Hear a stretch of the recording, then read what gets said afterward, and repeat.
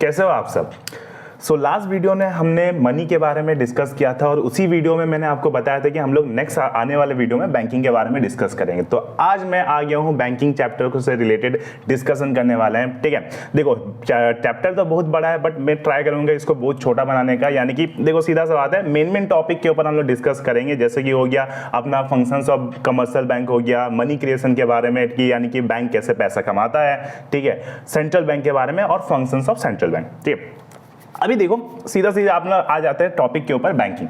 अब बैंकिंग होता क्या है? बैंकिंग जो होता है, देखो हम लोग क्या करते हैं डेली टू डेली लाइफ में ट्रांजैक्शंस बहुत ज्यादा करते हैं। ठीक है, अपना जैसे फोन पे में हम लोग कहीं पे खाने चल गए, पेमेंट करा जा रहा है, यानी कि मेरे अकाउंट से दूसरे अकाउंट में ट्रांसफर हो रहा है पैसा। ठीक है, मेरे को कभी भी पैसा मिल रहा है। तो ये सारा जो मनी का ट्रांजेक्शन होता है क्या होता है ना, बैंकिंग के थ्रू होता है, यानी कि बैंक से थ्रू ही होता है। हम अगर एक अकाउंट से दूसरा अकाउंट में ट्रांसफर करेंगे, यानी कि एक बैंक अकाउंट से दूसरा बैंक अकाउंट में पैसा जा रहा है। ठीक है, तो उसी चीज के बारे में हम लोग आज डिस्कस करने वाले हैं। देखो बैंक जो होता है बहुत प्रकार का बैंक होता है, जैसे अपना सेंट्रल बैंक सबसे टॉप में रहता है, अपना सेंट्रल बैंक जो कि हम लोग का एंटायर बैंकिंग स्ट्रक्चर को क्या कर रहा है, वो कंट्रोल नहीं बोल सकता, अपना रूल्स एंड मतलब रेगुलेट कर रहा, फैसिलिटेट करता है उसको। ठीक है, जितना भी गाइडलाइंस होता है, जितना भी रेगुलेशंस होता है वो बनाता है। ठीक है, पहले के टाइम में क्या होता है ना, हम लोग का एलपीजी के अंदर में क्या होता है, लिबरलाइजेशन, प्राइवेटाइजेशन, ग्लोबलाइजेशन। जब हम लोग का इंडिया में लिबरलाइजेशन हुआ था तो उस टाइम हम लोग का आरबीआई का रोल को चेंज कर दिया जाता है, यानी कि रेगुलेटर टू उसको बना दिया फैसिलिटेटर्स, यानी कि अभी वो फैसिलिटीज प्रोवाइड करता है। ठीक है, दूसरा हो गया हम लोग कमर्शियल बैंक, जितना भी हमने अपने आसपास जितना भी बैंक देखो, अपना एसबीआई हो गया, बैंक ऑफ इंडिया हो गया, UCO bank, etcetera etcetera etcetera, यानी कि बोथ प्राइवेट एंड पब्लिक। ठीक है, ये सारा हो गया तुम लोग के लिए कमर्शियल बैंक। उसके बाद और भी प्रकार के बैंक होते हैं, जैसे कि अपना आ गया regional rural bank, land development bank, payments bank, ये सारा और भी प्रकार का बैंक होता है। बट इस पर्टिकुलर चैप्टर में हम लोग सिर्फ डिस्कस करने वाले हैं about the commercial bank and central bank. Okay, so let's start with commercial bank. तो अभी देखो ये कमर्शियल बैंक होता क्या है। ठीक है, कमर्शियल बैंक देखो एक्चुअली होता क्या है ना, कि बैंक जो होता है कमर्शियल बैंक बेसिकली क्या होता है, इन लोग दो फंक्शंस परफॉर्म करते हैं। ठीक है, पहला फंक्शन का नाम है एक्सेप्टिंग डिपॉजिट। एक्सेप्टिंग डिपॉजिट का मतलब क्या होता है कि हम लोग जो इंसान है, हम लोग जो भी कहीं से भी पैसा अगर कमाते हैं, कहीं से भी हम लोग का इनकम आ रहा है, तो वो पैसा को हम लोग क्या करते हैं ना, सेव करके रखना चाहते हैं। अब घर में अगर सेव करो तो देखो घर में सेव होता ही नहीं, घर में खर्चा हो जाता है, तो हम लोग उसको सेफली डिपॉजिट कर देते हैं अपना बैंक के पास। यानी कि बैंक हम लोग का पैसा क्या कर रहा है, एक्सेप्ट कर रहा है। हम लोग जाके बैंक में पैसा दिए तो वो हम लोग का पैसा को क्या कर रहा है, यहाँ पर एक्सेप्ट कर रहा है। दूसरा फंक्शन हो गया हम लोग का ग्रांटिंग लोन्स। ठीक है, अब कभी ना कभी जिंदगी में ऐसा प्रॉब्लम आ जाता है, यानी कि पैसा कमी हो जाता है, जिसके वजह से हम लोग को कभी कभी क्या होता है, लोन लेना पड़ जाता है। अब लोन देखो, लोन कभी लेने का हम लोग बहुत सारा सोर्सेज होता है। ठीक है, वो तुम लोग का इंडियन इकोनॉमिक्स में भी है, तुम लोग का अपना रूरल डेवलपमेंट चैप्टर में institution and non institutional sources. ठीक है, अब इंस्टीट्यूशनल सोर्सेज में क्या आता है, हम लोग बैंक आ जाता है, यानी कि बैंक हम लोग क्या करता है, लोन प्रोवाइड करता है अगेंस्ट सम मॉर्गेज, यानी कि हम कुछ कोलेटरल या फिर डिपॉजिट कर रहे हैं तो उसके बदले में हम लोग क्या मिलेगा, लोन मिलेगा। तो एक कमर्शियल बैंक बेसिकली होता है क्या है, एक ऐसा फाइनेंशियल इंस्टीट्यूशन जो ये दो फंक्शंस को परफॉर्म करता हो। और एक एक्स्ट्रा ले लो यहां पर नंबर 3, मेकिंग इन्वेस्टमेंट्स। ठीक है, और एक्स्ट्रा काम ये करता है मेकिंग इन्वेस्टमेंट, यानी कि ये 3 काम कर रहा है। ठीक है, क्या क्या कर रहा है, accepting deposit, granting loan and making investment. और यहां पर जो मेन मोटिव होता है ये तीनों फंक्शन को परफॉर्म करने का, वो है प्रॉफिट मोटिव, यानी कि वो क्या कमाना चाहता है, यहाँ पर वो प्रॉफिट कमाना चाहता है। ठीक है, प्रॉफिट मैक्सिमाइजेशन का मोटिव रहता है, इसीलिए वो डिपॉजिट को एक्सेप्ट करता है, लोन ग्रांट करता है और जितना भी पैसा है कहीं ना कहीं वो इन्वेस्टमेंट कर रहा है। ठीक है, अब यहां पर एक मुद्दा आ जाता है, एक क्वेश्चन आ जाता है कि क्या हर एक फाइनेंशियल इंस्टीट्यूशन को हम बैंक बोल सकते हैं? तो यहां पर आंसर जो होगा वो है नो। ठीक है, क्यों? देखो हम लोग ऐसे और फाइनेंशियल एग्जांपल ले लेते हैं, जैसे कि इंश्योरेंस कंपनी हो गया, ब्रोकरेज फर्म्स हो गए। ठीक है, ये सब भी फाइनेंशियल इंस्टीट्यूशन, लेकिन इन लोगों को बैंक नहीं बोल सकते, क्योंकि देखो बैंक बनने के लिए ये दो फंक्शंस को हम लोगों को करना चाहिए। ठीक है, यानी कि पहला एक्सेप्टिंग डिपॉजिट, ग्रांटिंग लोन, जो भी फाइनेंशियल इंस्टीट्यूशन ये दो काम कर रहा है तो उसको हम लोग क्या बोलेंगे, एज बैंक। ठीक है, तो इसलिए सारे फाइनेंशियल इंस्टीट्यूशन बैंक नहीं होते, जो ये दो फंक्शंस को परफॉर्म कर रहे हैं वही बैंक बोला जाता है। ठीक है, अभी आ जाते हैं इसका फंक्शंस के बारे में। कमर्शियल बैंक देखो यहाँ पर दो फंक्शंस हम मेजरली हम यहाँ पर ये प्राइमरी फंक्शंस के अंदर ये दो फंक्शंस को हम लोग ले लेंगे, एक्सेप्टिंग डिपॉजिट, ग्रांटिंग लोन। उसका सेकेंडरी फंक्शंस भी होता है कमर्शियल बैंक का, वो तो तुम लोग टॉपिक में नहीं है, बट उसके बारे में मैं एक बार डिस्कस कर दूंगा। ठीक है, अभी देखो सबसे पहला जो यहाँ पर अपना फंक्शन आ गया वो है एक्सेप्टिंग डिपॉजिट्स। ठीक है, अब देखो हम लोग जो पैसा डिपॉजिट करने जाते हैं तो जहां जब भी हम लोग पैसा डिपॉजिट करें सबसे पहला चीज क्या करना पड़ेगा, अकाउंट खोलना पड़ता है। ठीक है, अब यहाँ पर जब अकाउंट हम लोग खोलेंगे, 3 प्रकार का जनरली हम लोग अकाउंट खोल सकते सकते हैं सेविंग अकाउंट, करेंट अकाउंट, या फिर हम लोग बोल सकते हैं उसको डिमांड डिपॉजिट, एंड लास्ट में हो गया टाइम डिपॉजिट और फिक्स डिपॉजिट। अभी देखो सबसे पहला यहां पर जो अकाउंट खुल रहा है अपना एक्सेप्टिंग डिपॉजिट के अंदर वो है सेविंग्स अकाउंट।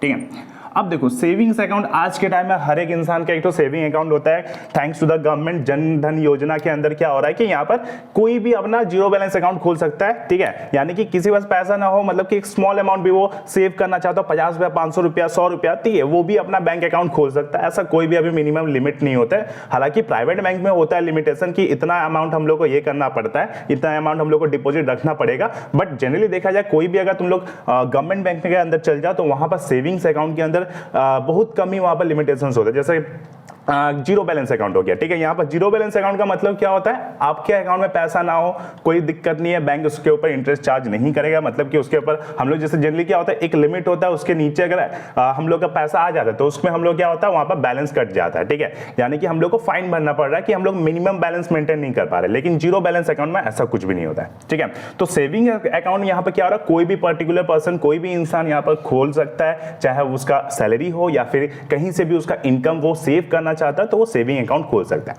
अभी देखो सेविंग अकाउंट खोलने का बेनिफिट क्या मिलता है। सबसे पहला बेनिफिट मिल जाएगा यहाँ पर रेट ऑफ इंटरेस्ट का, ROI, रेट ऑफ इंटरेस्ट, यानी कि बैंक हम लोग को सेविंग अकाउंट के ऊपर इंटरेस्ट पे करता है जो कि जनरली बहुत लो होता है। ठीक है, जैसे कि बैंक टू बैंक वो डिफर करेगा, किसी बैंक में 3% का, किसी बैंक में 2% का, किसी बैंक में 3.5% का, 3.50% का यहाँ पर रेट ऑफ इंटरेस्ट रहेगा। वो जनरली लो रहता है इन सेविंग अकाउंट। ठीक है, यहाँ पर और एक बेनिफिट मिल जाता है जिसको हम लोग बोलते हैं ओवरड्राफ्ट फैसिलिटी।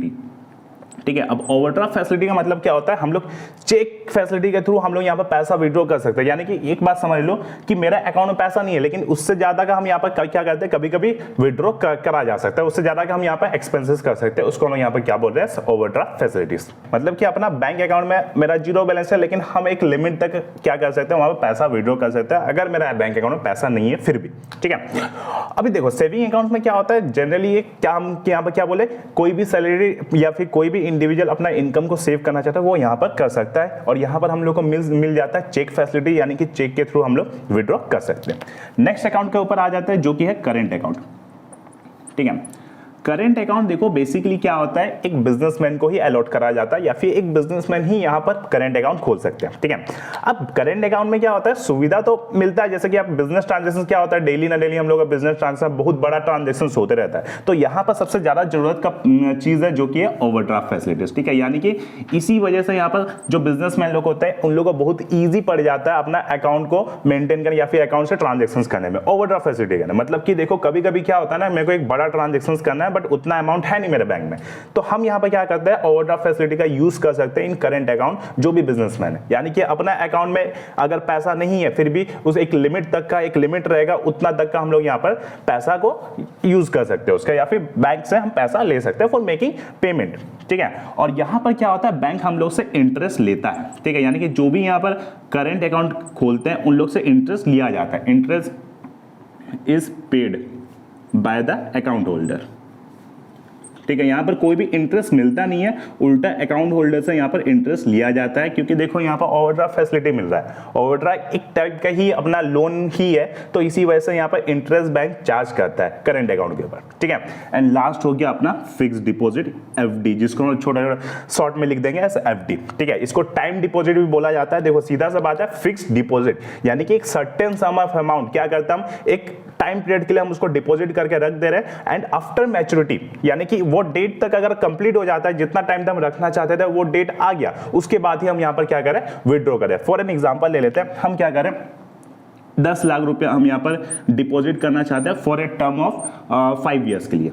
ठीक है, यानी कि ये 10 लाख जो है यहाँ पर मेरा क्या हो रहा है, 5 साल के लिए मेरा एक अकाउंट खुलेगा जिसके ऊपर यहाँ पर ये डिपॉजिट हो जाएगा, और ये 5 साल तक हम इसको विड्रॉ नहीं कर सकते। लेकिन अगर हम विड्रॉ करना चाहते हैं वो हो जाएगा, बट यहाँ पर जो फिक्स डिपॉजिट का जो फैसिलिटीज होता है, जैसे यहाँ पर फिक्स डिपॉजिट फैसिलिटीज क्या मिलता है, यहाँ पर हम लोग रेट ऑफ इंटरेस्ट मिल जाता है जो कि हाई रहता है देन मोर देन द अपना सेविंग अकाउंट। ठीक है, जनरली यहाँ पर क्या होता है, देखा जाएगा बैंक में 6 से 8% के बीच में आपको यहाँ पर देखने को मिल जाएगा अपना रेट ऑफ इंटरेस्ट का। ठीक है, तो यहाँ पर एक लमसम अमाउंट क्या करें, हम एक टाइम पीरियड के लिए हम यहाँ पर सेव डिपॉजिट करके रख दे रहे हैं। ठीक है, जनरली मिनिमम यहाँ पर जो टाइम पीरियड होता है वो 7 दिन का होता है। ठीक है, यानी कि मिनिमम मेरे को 7 दिन तक यहाँ पर डिपॉजिट रखना पड़ेगा। ठीक है, तो ये होता है हम लोग का फिक्स डिपॉजिट। तो जनरली ये 3 टाइप का अकाउंट हम लोग खोल सकते हैं इन एनी बैंक। ठीक है, अब देखो आ गया हम लोग का दूसरा हम लोग का जो यहाँ पर फंक्शन है जो कि है ग्रांटिंग लोन, यानी कि अभी हम कभी भी मेरे को अगर लोन का जरूरत पड़ेगा तो हम कमर्शियल बैंक के पास जा सकते हैं, अपना जो भी बैंक है उसके पास जाके हम यहाँ पर लोन के लिए ये अप्लाई कर सकते हैं। ठीक है, किसी भी प्रकार का लोन, स्टडी लोन हो गया या फिर होम लोन हो गया, किसी भी प्रकार का लोन हम यहाँ पर जाके अप्लाई कर सकते हैं। ठीक है, तो उसके बारे में एक बार देखते हैं। ठीक है, तो अभी आ जाता है हम लोग दूसरे फंक्शंस के बारे में जो कि है ग्रांटिंग लोन। पहला था हम लोग का एक्सेप्टिंग डिपॉजिट, अभी आ जाता है हम लोग ग्रांटिंग लोन्स, यानी कि जब भी हम लोग लोन का जरूरत पड़ता है तो हम लोग कभी भी कमर्शियल बैंक से हम लोग लोन के लिए अप्लाई कर सकते हैं और वहां से लोन ले सकते हैं। अभी देखो 3 प्रकार का यहाँ पर हम लोग जनरली यहाँ पर देखेंगे 3 प्रकार का लोन है यहाँ पर। सबसे पहला है कैश क्रेडिट, सेकंड है डिमांड लोन एंड थर्ड है शॉर्ट टर्म लोन। ठीक है, कैश क्रेडिट देखो, अभी जब भी हम लोग लोन लेते हैं, ठीक है, उस केस में हम लोग क्या करना पड़ेगा, बैंक को कुछ मॉर्गेज देना पड़ता है, बैंक को कुछ हम लोग एसेट डिपॉजिट करना पड़ता है, जिसके बिहाफ में हम लोग क्या मिलेगा, यहाँ पर लोन सैंक्शन होगा। ठीक है, अभी देखो कैश क्रेडिट में होता क्या है, अभी मान लेते हैं कि हम यहाँ पर 1 लाख के लिए लोन के लिए हम अप्लाई किए थे, यानी कि कुछ मॉर्गेज देके मेरे को यहाँ पर 1 लाख रुपया मेरे को लोन में मिल गया। ठीक है, ये 1 लाख रुपया मेरा यहाँ पर क्या होगा, एक लोन अकाउंट बनेगा, वहां पर ट्रांसफर हो जाएगा। ठीक है, अब यहाँ पर क्या होता है, हर एक लोन में क्या होता है, हम लोग कुछ रेट ऑफ इंटरेस्ट यहाँ पर काटा जाता है। ठीक है, जो कि हम लोग EMI में भरते रहते हैं। ठीक है, हर मंथली हम लोग का यहाँ पर इंटरेस्ट हम लोग को पेमेंट करना पड़ता है। ठीक है, अभी देखो कैश क्रेडिट में होता क्या है, जैसे सपोज मान लो यहाँ पर 10% का यहाँ पर रेट ऑफ इंटरेस्ट लगा मेरा यहाँ पर। ठीक है, तो बेसिकली कोई भी अगर हम लोग लोन लेते हैं तो 1 लाख के ऊपर पूरा 10% यहाँ पर इंटरेस्ट करता है। लेकिन कैश क्रेडिट में यहाँ पर बेनिफिट क्या मिल जाता है कि यहाँ से हम जितना पैसा विड्रॉ करेंगे, ठीक है, सपोज मान लो यहाँ पर हम विड्रॉ कर लेते हैं अपन 60,000 रुपये, 60K। ठीक है, तो यहाँ पर जितना भी पैसा विड्रॉ करा गया है उसके ऊपर यहाँ पर इंटरेस्ट चार्ज होगा, यानी कि 60,000 के ऊपर 10% का इंटरेस्ट चार्ज होगा। जब भी हम लोग कैश क्रेडिट लेंगे तो पूरा अमाउंट के ऊपर यहाँ पर इंटरेस्ट चार्ज नहीं होता है, जितना हम लोग पैसा विड्रॉ करेंगे उसके ऊपर हम लोग को यहाँ पर इंटरेस्ट चार्ज होगा। ठीक है, ये होता है कैश क्रेडिट का फायदा, और ये सबको मिलता नहीं है, जो भी लॉयल कस्टमर रहता है और बैंक, ठीक है, उन लोग को कैश क्रेडिट का फैसिलिटीज मिल पाता है। ठीक है, सेकंड हो गया अपना डिमांड लोन्स। अब देखो डिमांड लोन्स क्या होता है, डिमांड यानी कि जब भी बैंक रिकॉल करेगा तो हम लोग को इंटरेस्ट के साथ साथ पूरा लोन अमाउंट को भी यहाँ पर अपना प्रिंसिपल अमाउंट को भी रिपे करना पड़ेगा, यानी कि बैंक हम लोग से जब भी वापस मांगता है, जो भी हम लोग लोन अमाउंट सैंक्शन करा गया उसको जब वापस मांगता है तो वो सारा अमाउंट को हम लोग बैंक को रिपे करना पड़ेगा। एंड लास्ट जो लोन हो गया वो है अपना शॉर्ट टर्म लोन, जिसको पर्सनल लोन भी अपन बोल सकते हैं। ठीक है, जो generally short period of time में हम लोग इसको इजीली रिपे कर दें। ठीक है, तो ये हो गया अपना ग्रांटिंग लोन का फंक्शंस, यानी कि 3 टाइप का यहाँ पर लोन हम लोग को ग्रांट करा जा सकता है, cash credit, demand loan, short term loan. ठीक है, अभी नेक्स्ट टॉपिक हम लोग आ जाते हैं मनी क्रिएशन के बारे में, जो कि बहुत ज्यादा इंपॉर्टेंट टॉपिक है। ठीक है, यानी कि बैंक पैसा कैसे क्रिएट करता है फ्रॉम द डिपॉजिट। ठीक है, तो अभी नेक्स्ट टॉपिक के ऊपर आ जाते हैं अपना मनी क्रिएशन, यानी कि कमर्शियल में मनी कैसे क्रिएट करते हैं। देखो मनी क्रिएशन के बारे में जानने से पहले ये हम लोग पता कर लेते हैं कि जितने भी हम लोग डिपॉजिट करते हैं, ठीक है, जितना भी पैसा हम लोग बैंक में डिपॉजिट करते हैं तो बैंक उसको आइडल रखता नहीं है, यानी कि अपना पास रखता नहीं है। ठीक है, उस पैसा को वो यूज करता है for giving loans and for making investment, यानी कि जो भी, जैसे आज मान लो हम कुछ भी एक अमाउंट जाकर डिपॉजिट करें तो बैंक क्या वो अपने पास रखे रहेगा, बिल्कुल भी नहीं। वो क्या करता है, उस पैसा का यूज करता है। ठीक है, तभी ना जाके बैंक अपना ये प्रॉफिट कमा रहा है, क्योंकि देखो हम स्टार्टिंग में बता दिए थे कमर्शियल बैंक क्या करता है, वो काम 2 फंक्शंस को परफॉर्म कर रहा है, एक है एक्सेप्टिंग डिपॉजिट, दूसरा है granting loan for making profit. तो इसीलिए हम लोग जब पैसा डिपॉजिट करते हैं तो बैंक उसको अपने पास आइडल नहीं रखेगा बल्कि उसका यूज करेगा। ठीक है, अभी देखिए वही चीज के बारे में अभी हम लोग समझते हैं। देखो बैंक को 2 चीज पता रहेगा। ठीक है, सबसे पहला चीज, एक ही दिन में सारा कस्टमर कभी पैसा मांगने आएंगे नहीं। ठीक है, या फिर हम वो ये भी बोल सकते हैं कि जो बैंक है, ठीक है, जितना ही पैसा हम लोग डिपॉजिट कर रहे हैं, एक कस्टमर सारा पैसा विड्रॉ नहीं कर सकता, मतलब एक लिमिट होता है विड्रॉ करना। जैसे कि मेरे अकाउंट में अभी 1 लाख रुपया है तो हम सारा पैसा को इमीडिएटली हम यहाँ पर विड्रॉ नहीं कर सकते। इन सर्टेन इमरजेंसी हम लोग पैसा को विड्रॉ करने के लिए मिल जाएगा, बट बैंक को पता है कि सारा कस्टमर एक ही दिन में पैसा मांगने आएगा नहीं। ठीक है, और जो भी पैसा उसके पास आ रहा है वो उसका यूज कर सकता है for granting loan and making investment. ठीक है, अभी उसी का एक तो शेड्यूल बनाया जाएगा, उसी का एक हम लोग एग्जांपल लेंगे कि मनी क्रिएशन कैसे वर्क करता है। ठीक है, सपोज मान लेते हैं कि हम यहाँ एक इंडिविजुअल गया, वहां पर बैंक अकाउंट में 1,000 रुपया वो डिपॉजिट करता है। ठीक है, 1,000 नहीं करते, 10,000 कर देते, ठीक है। 10,000 रुपया वो क्या कर रहा है, बैंक में अपना डिपॉजिट किया, ठीक है। अब सारा बैंक को क्या करना, अब बैंक क्या करेगा, 10,000 का यूज करेगा, लेकिन क्या ये पूरा यूज करेगा क्या? अगर कल को जाके वो पैसा मांगने आएगा तो उसको कहां से दिया जाएगा? तो सारा बैंक लोग को क्या करना पड़ता है कि एक मिनिमम अमाउंट अपने पास रिजर्व करना पड़ता है, ठीक है। मैंडेटरी है चीज कि एक मिनिमम अमाउंट अपने पास मेंटेन रखना पड़ेगा, जिसको बोला जाएगा LRR, यानी कि लीगल रिजर्व रिक्वायरमेंट, ठीक है। अब यहां पर सपोज मान लेते हैं कि LRR का एक तो वैल्यू ले लेते हैं जो कि है 10% का, या फिर 20% का ही ले लो, ठीक है। 20% LRR, यानी कि जितना भी बैंक के पास डिपॉजिट आ रहा है तो उसका 20% वो क्या करेगा, अपने पास रिजर्व मेंटेन करेगा, ताकि वो यूज कर सके उसको, मतलब कि कोई भी अगर पैसा मांगने आ रहा है तो वही रिजर्व से यहां पर वो दे सके, ठीक है। अभी देखो जैसा यहां पर अपना डिपॉजिट आ गया, ये है अपना इनिशियल डिपॉजिट, पहला राउंड में इतना डिपॉजिट हुआ 10,000 का, उसका 20% बैंक अपने पास रिजर्व रख लिया। कितना रखेगा? 10,000 का 20% आ जाएगा अपन का 2,000 रुपया, ठीक है। 2,000 रुपया अपने पास क्या कर रहा है, यहाँ पर रिजर्व मेंटेन का। बचा कितना यहाँ पर? 8,000 रुपया बच गया। अब ये 8,000 करेगा क्या? जैसे मैंने बताया था, बैंक अपना पैसा को, हम लोग जो भी पैसा डिपॉजिट करते हैं उसको लोन या फिर इन्वेस्टमेंट पर्पस के लिए यूज करा, तो यहाँ पर ले लेता है अपन की एक लोन, यहाँ पर वो देने वाला है, ठीक है। अब 10,000 से 2,000 वो अपना साइड कर लिया, बचा 8,000, तो 8,000 वो क्या करेगा, किसी ना किसी को यहाँ पर लोन ग्रांट करेगा, ठीक है।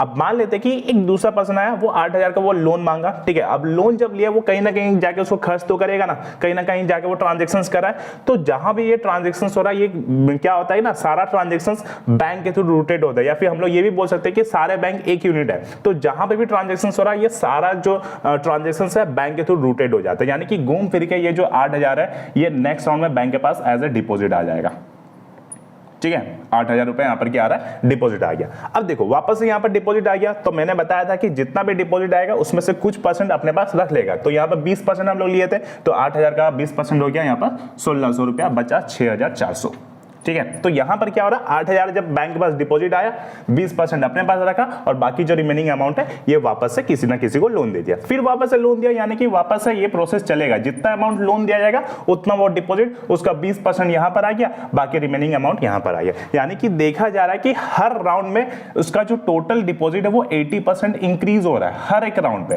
ठीक है। टोटल पर क्या हो रहा है, 80% इंक्रीज होते जा रहा है, ठीक है। अब ये जो प्रोसेस है ये चलते रहेगा अंटिल एंड अनलेस इसका जो टोटल रिजर्व है वो इनिशियल डिपॉजिट के बराबर ना हो जाए, ठीक है। इनिशियल डिपॉजिट के बराबर है। अब इनिशियल डिपॉजिट कितना था, 10,000, तो ये प्रोसेस चलते रहेगा अंटिल एंड अनलेस इसका जो LRR का जो वैल्यू है, ठीक है, तो वो कितना आ जाएगा, 10,000 आ जाएगा, ठीक है। अभी देखो मुद्दा ये कि यहां पर अभी हम लोग कैलकुलेट करना है कि टोटल डिपॉजिट कितना क्रिएट हुआ है, टोटल लोन अमाउंट कितना दिया गया है, ठीक है। उसके लिए हम लोग यहां पर फॉर्मूला यूज करना पड़ेगा मनी मल्टीप्लायर का, जो कि है 1/LRR, ठीक है। तो देखो यहाँ पे LRR का था हम लोग का 20%, तो हम लोग ले लेंगे 20% LRR का वैल्यू, यानी कि 20 × 100, वैल्यू आ गया यहाँ पर 5, यानी कि जितना भी हम लोग का इनिशियल डिपॉजिट था उसका 5 टाइम्स हम लोग क्या होगा, टोटल डिपॉजिट क्रिएट हुआ, यानी कि इनिशियल डिपॉजिट 10,000, उसका 5 टाइम्स हो गया 50,000 का यहाँ पर टोटल डिपॉजिट क्रिएट हुआ है, ठीक है। अब 50,000 का टोटल डिपॉजिट क्रिएट हुआ है, उसमें से 10,000 टोटल हम लोग का LRR का वैल्यू आ गया, मतलब बचा कितना, 40,000, मतलब कि यहां पर बैंक क्या किया, 40,000 का टोटल लोन दिया है, ठीक है। तो ये है हम लोग का मनी क्रिएशन, तो ये इसका शेड्यूल बना दिया है, बस इसको क्या करना, हम लोग को बस थ्योरेटिकली इसको एक बार लिख लेना है, ठीक है। एक एग्जांपल के थ्रू, जैसे यहाँ पर एग्जांपल दे दिए कि 10,000 का इनिशियल डिपॉजिट था, LRR का भी एक तो एजम्पशन लेना, 20%, 10% आपका मैंने, ठीक है, जितना भी तुम लोग एक तो एग्जांपल लेना कि 20%, सपोज 20% का LRR है, यानी कि 20% अपने पास सेव, अपने पास रिजर्व रखेगा, और बाकी सारा लोन अमाउंट यहाँ पर दे देगा, ठीक है। तो ये हो गया तुम लोग के लिए अपना मनी क्रिएशन, ठीक है। इसको एक बार अच्छे से ध्यान में अपना समझ लेना, ठीक है। अगर कहीं पर भी दिक्कत हो तो एक बार कमेंट बॉक्स पे एक बार कमेंट कर लेना कि भैया मेरे को ये मनी क्रिएशन समझ नहीं आया, या फिर कोई भी टॉपिक समझ नहीं आ रहा है, तो उसके लिए मैं और एक बार वीडियो बना दूंगा। तो ये था अपना बैंकिंग का पहला पार्ट, जिसमें हम लोग कमर्शियल बैंक के बारे में डिस्कस किए। दूसरे पार्ट में हम लोग क्या करेंगे, सेंट्रल बैंक के बारे में डिस्कस करेंगे, यानी कि सेंट्रल बैंक का फंक्शंस, ठीक है, कितना प्रकार का फंक्शंस है, मनी को कैसे कंट्रोल करता है, उसके बारे में हम लोग यहाँ पर डिस्कस करेंगे। ओके।